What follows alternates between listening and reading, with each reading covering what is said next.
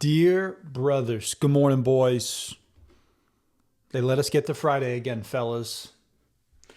They let us get to Friday. For all of you that are on the west coast of Florida, even parts of Georgia and Tennessee, hopefully all of you are safe. Your families are safe.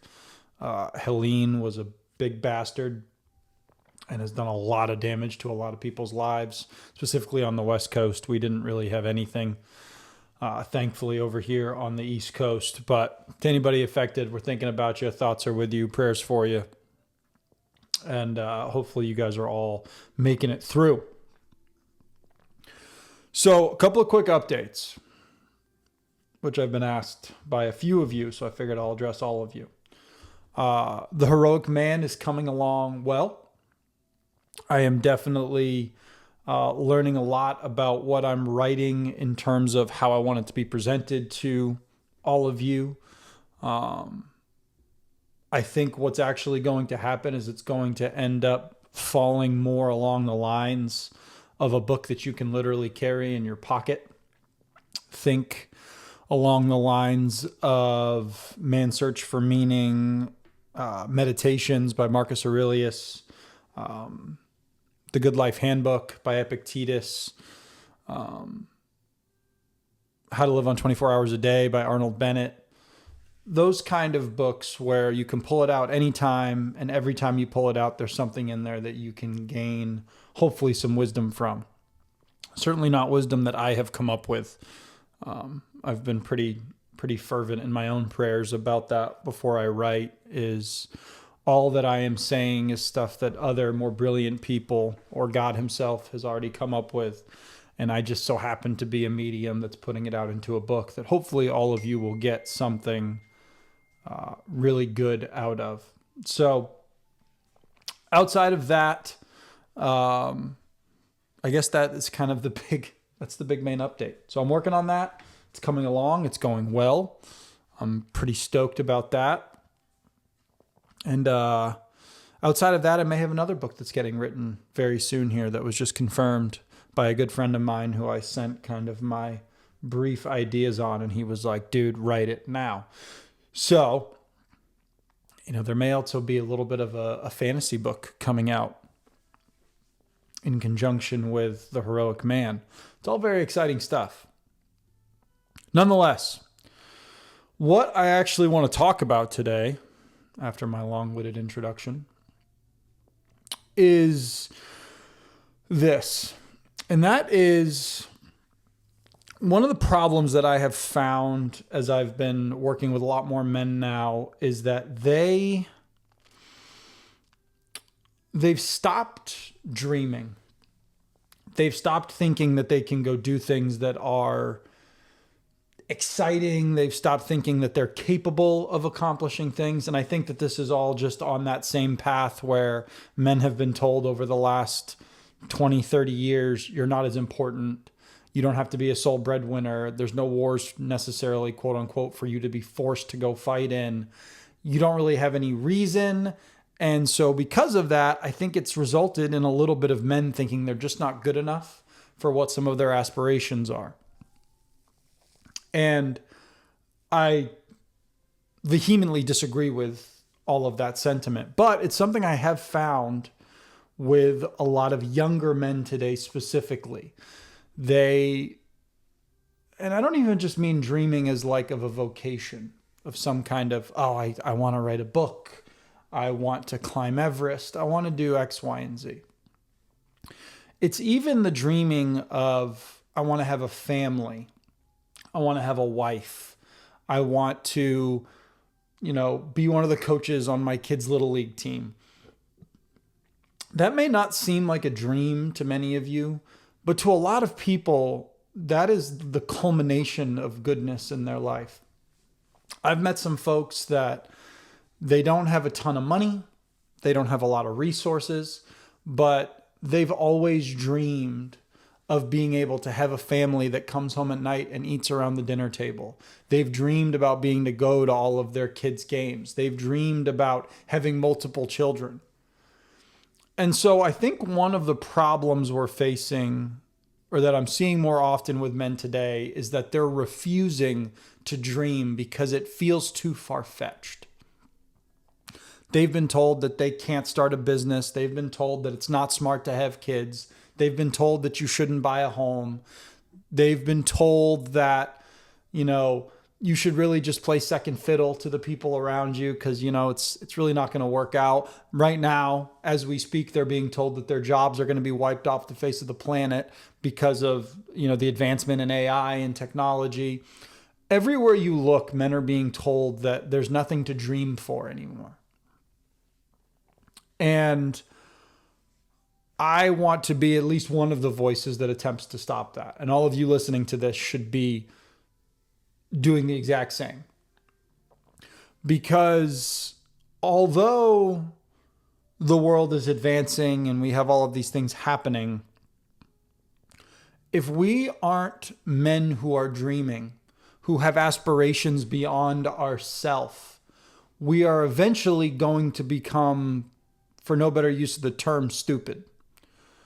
We're not going to be as intelligent as we could be. Why would we when the world can just do its own thing?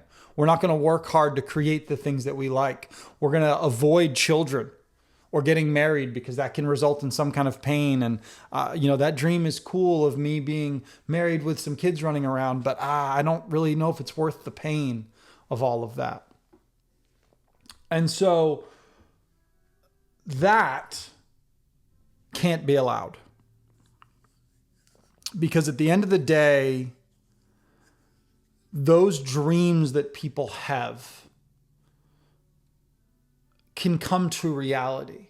But when you look around the world and you see these people telling you that it can't happen, you're putting yourself in your own cage that says, you know what? People keep telling me I can't do this. And so because of that, maybe I'll just kind of get by. That's good enough for me. Well, in 30, 40, 50 years, when you look back and you go, man, I haven't really had much of a life. I've had almost no purpose. I've, gotten through life. I've done some stuff. I've had some fun, maybe even got married and had kids, but I never was excited about it. The glint in my eye was never fulfilled. And part of that is the way that we're looking. We're not dreaming of those excellent things. We're not wishing or wanting for those great things that can happen in our life. And when we don't aspire to that, we don't put forth the effort for it. One of the things I've come to realize in my own life, in the lives of men I work with, when they dream big, when they imagine themselves doing something far beyond what they thought capable, and they avidly pursue it, they're realistic about it, but they avidly pursue whatever that dream is. Even if at the end of that exact notion they had in their head isn't fulfilled,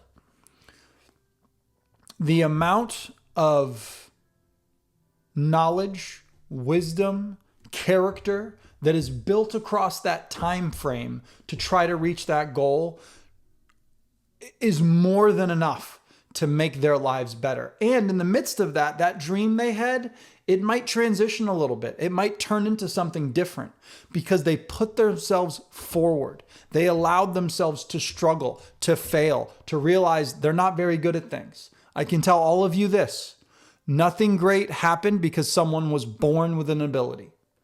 Sure, genetics play a role in sports and all of those things. I get it. However, nobody was born with any of the notions of AI that we have today, with any of the ideas about how to build certain things. They didn't come out of the womb and all of a sudden have a great idea how to understand the human genome. They didn't come out of the womb and be able to write a 10-book series. That's not how dreaming works. They go, I have an idea, and I'm going to try to see it through to fulfillment. And then as they go down that road, they struggle. They have moments where they're like, I don't know if I can do this. But the dream alone sustains them. They go, that gives me purpose. I have a reason. I need to get there. But even if I don't get there, what I will have gained in the process is enough. People are afraid of that process. They love looking at the goal. All of us love sitting down and we write down, okay, I want to write a manuscript. I would love to write a play. Oh, you know what? It would be really cool if we could find a way to use water for energy. I don't know. Pick something. People have had ideas and they go, man, that would be kind of cool. I wonder if this would work. And then that's it. They get excited about it for a week. Maybe they work on it for a week and then it falls away because it becomes difficult and they have to be disciplined in doing it. There is absolutely nothing in this world that comes in the absence of discipline, effort, and a great deal of patience. But when you do those things, your dreams become a reality. And those dreamers, those people that pursue that, as James Allen has said, those people are the saviors of the world because they're the ones that are actually trying to push the needle in the right direction where everybody else just tends to watch. I have to imagine to myself that if all we did was add 10% or 15% more people to the dreamer's bin, you would see a lot of great things happen in the world. You could see diseases cured. You could see us finding better ways to use energy. Whatever it ends up being, you would see it because there's more people in the pot that can hopefully move the needle again in the right direction. Again, I will reiterate what James Allen has said. The dreamers are the saviors of the world. And so all of you listening to this should dream. You should want great things. You should look beyond yourself. The more unrealistic something sounds, the more you should dig into it, especially if you get that feeling in your stomach. You go, it does something to me. It's like this visceral response you get when you think about whatever that piece is. I've done that for so many years with writing. I'll write, I'll stop. I'll write, I'll stop. And I go, I have this nagging echo in my soul that's just like, what are you doing? Go. This is what you want to do. And I am at my best when I am writing. It's when I feel my best. It's when I'm the best at home. It's when I'm the best with my friends. That is what fulfills me in some capacity. And so the more that we push that away, like, it's not realistic. I don't have time to write books, or, I don't have time to read like that, or, I don't have time to start working on that project in the garage. I don't know if I have time to go work with some of the local centers. I don't know if I have time to be a coach. I don't know what the thing is that nags at your soul, but whatever it is, listen to it. Those are dreams, and those things will save people. They will help people in the world. But we keep ignoring them. We ignore them because once you accept them, you become responsible for them. And to be responsible for that is a very big deal. To be responsible for excellence is hard. However, when you do that, the world benefits. Who cares how much you fail if you do it? I have failed 1 billion times in the last few years. I failed yesterday. I fail all the time. And I don't like it every time I do it. However, I treat it as just a lesson. Hey, this is the sacrifice I make for wanting to do something better. It's no different than, loving someone. I love my wife, and I know that can come with some pain. I love my animals. I know eventually my animals are both going to die, which kills me. But to have the joy of them for the time that I've had them, the trade-off is a no-brainer. So understand, fellas, that is what dreaming is. To dream means that you're going to suffer some consequences from the pursuit of that. But the accomplishments you earn, the character gained across that time makes the sacrifices not. They just make it better because you realize that you were able to go through something difficult, and on the other end of it, you came out all the better. I'm going to leave it at that. I love you all. God bless. Be strong. Get after it today. It's a beautiful Friday. I want you all to dream more. Please, if you have something on your heart, pursue it. You don't have to spend 24 hours a day doing it. If there's something that you're interested in, there's something you want to do, take an hour, take 30 minutes, work towards it, and do that 5 days a week. Before you know it, you will have done a lot. Look at this podcast, fellas. I spend no more than 10 to 20 minutes a morning talking to you guys. And I have done it with the exception of these couple of weeks where we have been gone because of my father-in-law. I've done it 5 days a week since the beginning of this year. This is episode 170.